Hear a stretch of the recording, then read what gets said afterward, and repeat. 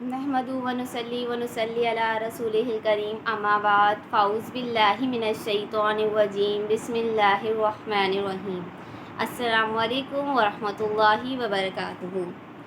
آج میں آپ کو حضرت خدیجہ رضی اللہ عنہا کی زندگی کے بارے میں بتاؤں گی، جو ہماری ازواج مطہرات میں سے پہلی زوجہ ہیں آپ صلی اللہ علیہ وآلہ وسلم کی، اور ہمارے لیے ایک رول ماڈل ہیں۔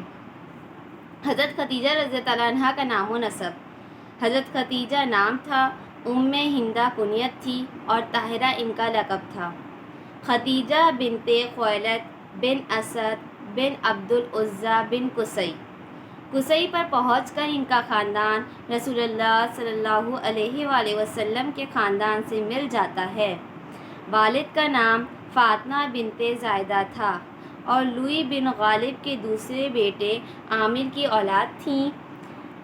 حضرت خدیجہ رضی اللہ تعالی عنہا کے والد اپنے قبیلے میں نہایت معزز شخص تھے۔ مکے آ کر اقامت کی۔ عبدالدارہ بن قصی کے جو ان کے ابن عم تھے حلیف بنے، اور یہیں سے فاطمہ بنت زائدہ سے شادی کی، جن کے بطن سے عام الفیل سے 15 سال قبل حضرت خدیجہ رضی اللہ تعالی عنہا پیدا ہوئیں۔ سن شعور کو پہنچی تو اپنے پاکیزہ اخلاق کی بنا پر طاہرہ کے لقب سے مشہور ہوئیں۔ حضرت خدیجہ کا نکاح: یہ وہ نکاح ہے جو آپ صلی اللہ علیہ وآلہ وسلم سے قبل ہوا تھا، یعنی آپ صلی اللہ علیہ وسلم سے نکاح نہیں ہوا تھا اس وقت، آپ صلی اللہ علیہ وسلم سے پہلے جن سے نکاح ہوا یہ ان کا ذکر ہے۔ باپ نے ان صفات کا لحاظ رکھ کر شادی کے لیے ورقہ بن نوفل کو، جو برادر ذات اور تورات اور انجیل کے بہت بڑے عالم تھے، منتخب کیا، لیکن پھر کسی وجہ سے یہ نسبت نہ ہو سکی اور ابو حالہ بن نباش تمیمی سے نکاح ہو گیا۔ ابو حالہ کے بعد عتیق بن زائد مخزومی کے عقد نکاح میں آئیں۔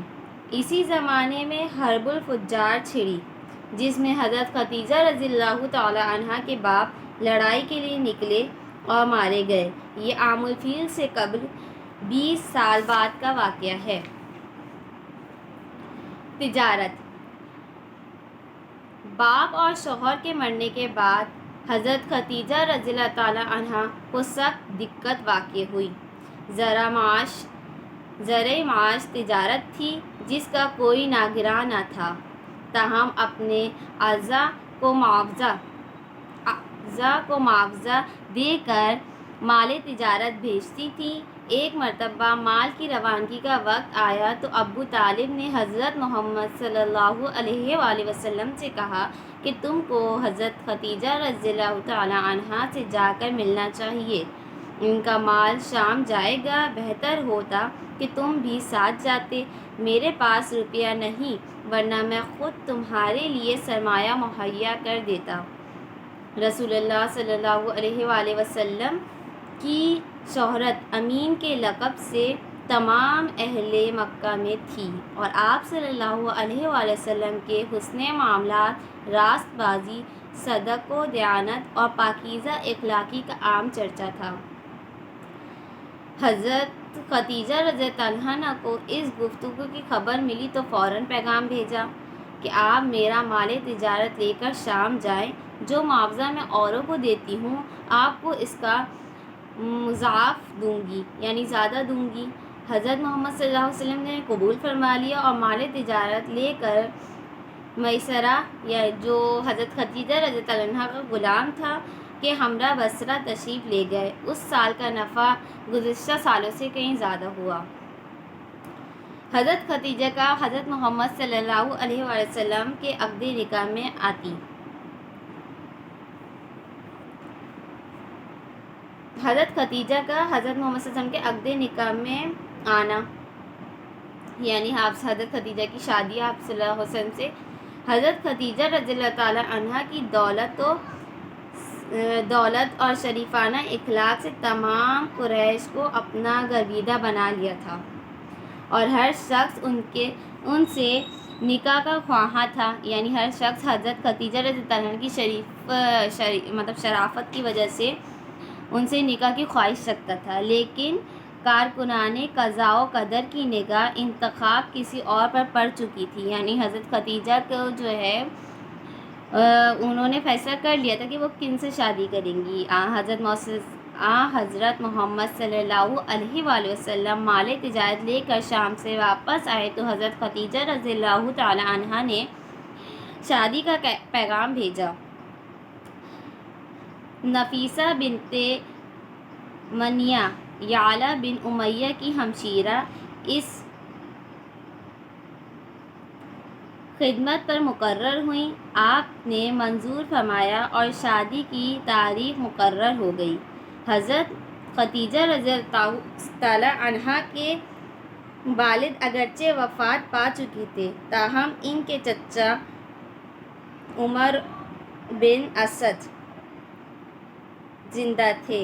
عرب میں عورتوں کو یہ آزادی حاصل تھی کہ شادی بیاہ کے متعلق خود گفتگو کر سکتی تھیں۔